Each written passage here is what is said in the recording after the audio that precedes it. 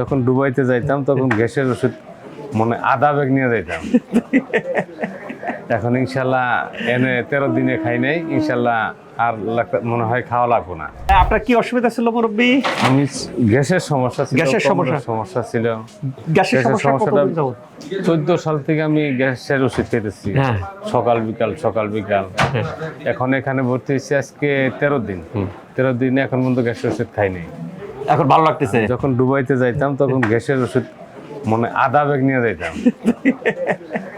এখন ইনশাল্লাহ এনে 13 দিনে খাই নাই, ইনশাল্লাহ আর মনে হয় খাওয়া লাগবো না। প্রিয় দর্শক, আমাদের এই জাতীয় জটিলতা, পেটের সমস্যা ঘরে ঘরে কেন? আমাদের লাইফস্টাইল সঠিক না, সহি না। আমি কিন্তু বলার চেষ্টা করি, আমি যদি টক্সিন খাই, নিয়মিত ইনফ্লামেশন যেটা তৈরি করে সেটা খাই, ভালো থাকবো না। কাজেই শশী হাসপাতাল কি করে? হেলদি লাইফস্টাইল, কোন তেল খাবেন, কোন চাল খাবেন বলে দেয়।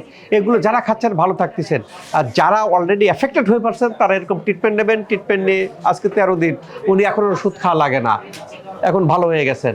যাদের পেটের জটিলতাগুলো আছে তারা ট্রিটমেন্টের পাশাপাশি লাইফস্টাইলও মেনটেন করবেন। আল্লাহ চাইতে ভালো থাকবেন।